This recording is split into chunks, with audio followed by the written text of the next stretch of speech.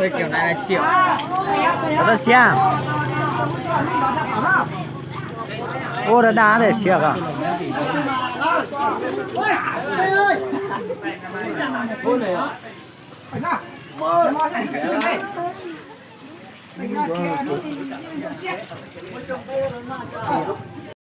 Kilo, mà bắn co lại gió hay không? Dùng con nè này à? Kiểu đó. Để cho lên thả đi. Ơi. Mấy nó tè quá. Tôi xé à? Nó thử tiếp bao giờ? Ra này. Nó thì phải lên nào? À, lột tặng cái xe à. Chỉ số lo à? Nhớ chỉnh tôi tặng cái xe mẹ tặng. Nhìn lạt đỏ.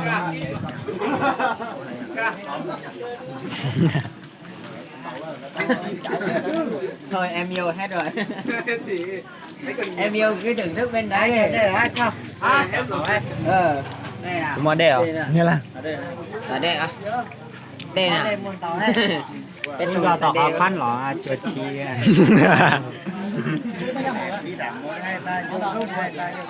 Cả cho 100 100 nha.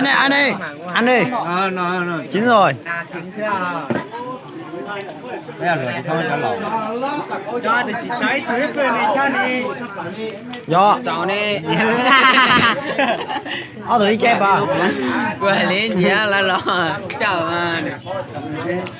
Ở tụi lon.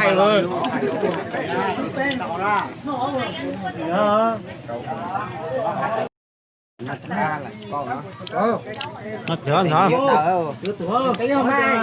Đừng có bắt tẩy được quá anh rồi. Tẩy được cho nó tiền quá. Tẩy được cái cho nó tiền đâu cũng nè. Em chị á, không thân đâu rồi đó. Ôi, bàn cò thế này.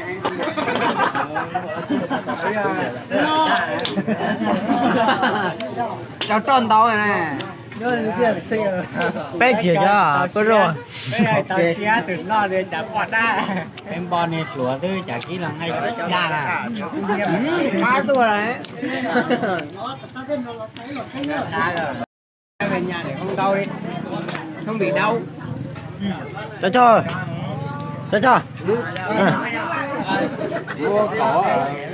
Ngon chưa? Ngon chưa? Thở thứ là rất kỹ à? Lôi lút chó này nhá. Thở từ lò xong mà. Thở từ này gì của nó xó này. Để chỉ nó bùa này nè.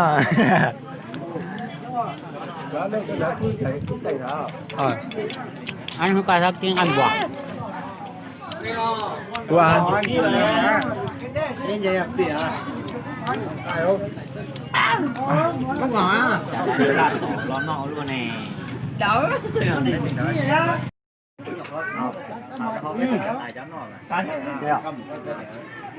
Đừng rõ anh đó. Đừng rõ nè.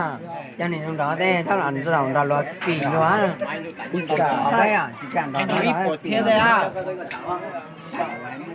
Tụi tao món nữa, nó tao nó tại sao Mà chả.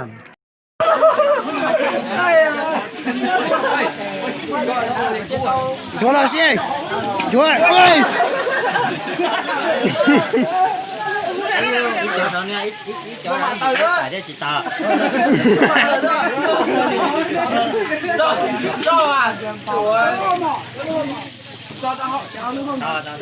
Nên muốn được cà mẹ mà.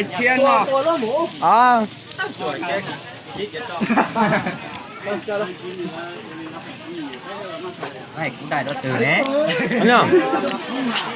Này nhà tàu. Do cho nhiều nhỏ đá thế để xé mà do.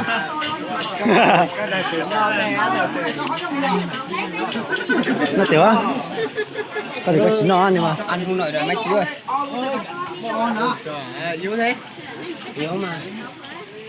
Nó còn một tập kế vấn. Nó sát la đi lỗi ai. nó còn búa à? Để cho lượng có muốn nó có bế vùng. dài đây mới cả đó cho lùng ngon nó mò quán phải ở bếp bùng nó đó có lần có chỉ nhẹ tiền á là chỉ nhẹ có á chứ còn cần nếu mà cho tới cái cần đó vậy à 100 tôi xe rồi thôi ai chơi thì nhỏ nó tua nha có gì nhỉ cái này nó tua có chỉ tu đó cú bao giờ có chỉ tu ở này à tua nha cú bao giống dạ trong cái tua này miễn phí chỉ tu của miễn phí này tua đi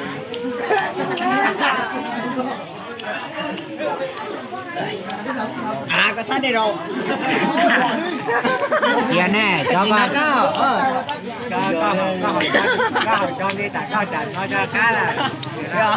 có nhà đi mà chia đấy do đây đó dạ này ta nó gì ít phố à cho được ấy bồ ê op chơi trò chơi nhà ô cú bao cho chi nào cái nhỏ bình quân đi có họ tài tao thấy đi thì đúng rồi ý